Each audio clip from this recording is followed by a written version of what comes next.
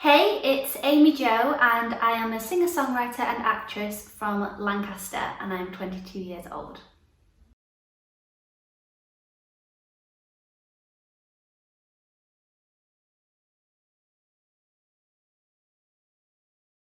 So I just released my song yesterday, a couple of weeks ago, and the song is quite simple in its production, and that's because I wanted to retain the sort of looseness and authenticity that the song had when I initially wrote it. And I wrote it on piano, which is kind of how I write most of my songs. They sort of start on a guitar or piano and then sort of start by adding elements in. But I normally lean towards more sort of pop, empowering, sort of uplifting production sounds. So this is a little bit different for me and it's a bit more of a ballad and a bit more raw. But I think it's nice for people to sort of see that side of my personality as well. And the meanings behind it is I wrote it about wanting to sort of rewrite an element of your history, whether that be an argument or a moment, that if you could just go back in time and maybe change the way you responded or something that you said, that it would maybe have altered the outcome. And I think a lot of people can relate to that as a concept. So I actually released this song because of lockdown. I wanted to give the people who've supported me something to add to their playlist, help them through this difficult time, entertain them, keep the spirits up, all of that. And yeah, so I actually released the music video a few months prior to this and it got really good feedback on YouTube and I felt like it was just the perfect song to release in this time. So the challenge I think I've faced is it's really difficult to promote a song in this environment and I don't ever want it to seem insensitive or like promotional. I just really wanted to give it as kind of a gift. So yeah, it is difficult to promote it, so thank you for doing an interview with me today, but really it's more just kind of, yeah, like I say, it's more just to keep people's spirits up, but that would probably be the biggest challenge I think anyone releasing music in this time will be facing.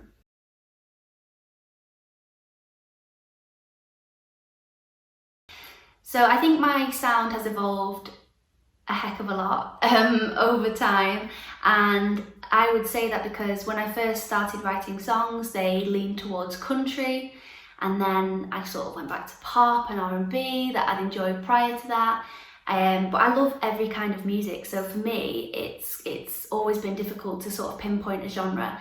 And I always say we're multifaceted beings, like we like many different things, and I don't think we should ever be put in a box of what you produce or what kind of what you can create. So I guess I try not to limit myself to a genre, and I think the thing that's evolved the most is the lyrical content, and especially with the new music I've been writing recently that will be coming out, it's definitely a lot more raw and honest and personal, and I think that's the best thing you can do with your music. I think you have to be really personal, and if that can help someone else in any kind of way, then that's the best part about writing. So I definitely think the new music and music that has been happening in the last 6 months or so has really taken that form.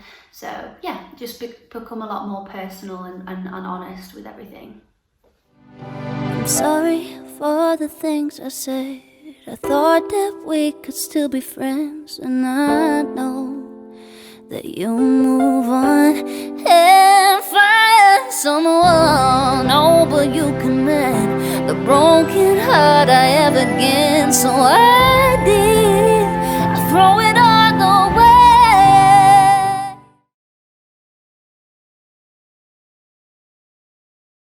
So yes, I also act, and I find that the two really complement each other.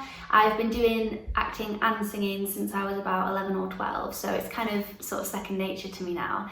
But I've definitely dived into the acting a lot more in the last few years, and I was so excited because I landed a guest role on Hollyoaks as Cassie. So that was just absolutely amazing, and I love how people who might discover me through acting then discover that I sing, and then people who know my music will find out that I act, and it's all kind of interlinked, and I just find that really cool. So yeah, I just think it's a really good way to express yourself in however way you do that, whether that's through acting or like photography or writing or music, like any creative way. I think they're all interlinked in some way.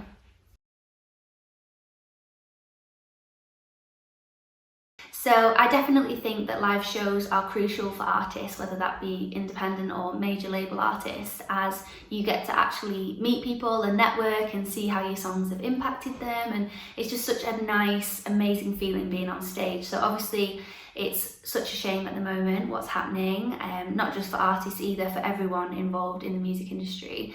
So yeah, I'm just really hoping things will recover and we can all get back out gigging again. And I was really looking forward to performing at Gorilla in Manchester later this year.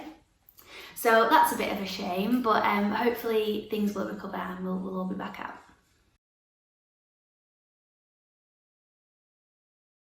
So I've done a few Q&As myself while we've been in lockdown, and yeah, they've been really, really nice because you get to chat to people. And I always say when I do these Q&As, I like to see how they're doing. It's not all about what I'm doing or my music. I like to see what they're up to and how they're coping with the situation. So it's just been nice really to interact with everyone, and it's a really great way to do that.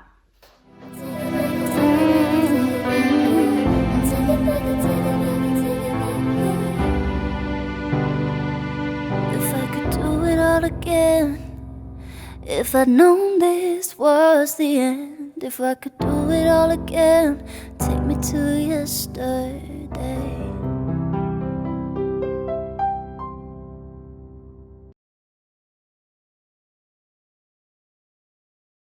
So obviously lockdown is a really strange situation. I've never gone through it before, as I think most people haven't, but I've just been trying to use the time positively as much as I can. So I've been working on my work, I guess. I've just got my website up and running, and I've been doing a lot of self-tapes because obviously that's how the industry is going at the moment with the lockdown.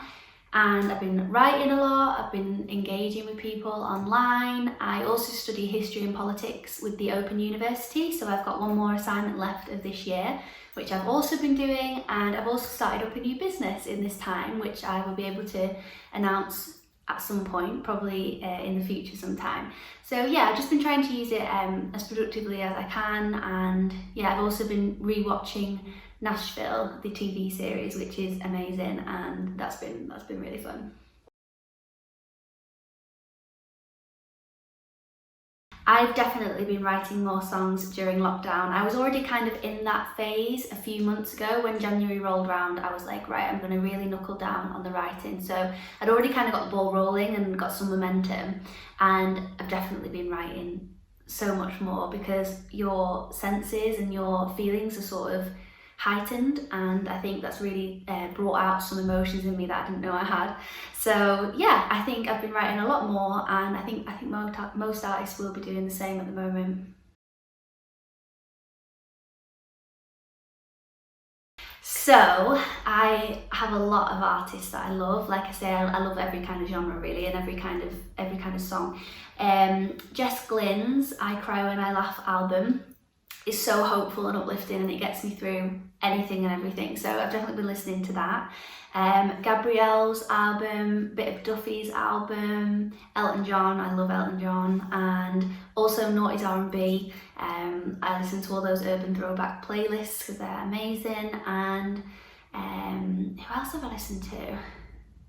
Bridget Mendler, Stevie Wonder. I watched the One World concert as well, which was amazing. So yeah, I've been listening to all sorts really. So when life returns to normal, or as normal as can be, I would like to see the people that are close to me and give them a hug and just chat to them and catch up with them, because I've missed that a lot. And I would like to get into the studio, record all of these new songs, and also my uni will have finished, so I just want to have some fun and just go to the cinema and go out for a nice meal. I'm hoping that everything will be like that, but I don't know. We don't know what the situation will be, but more just to kind of see the people close to me really.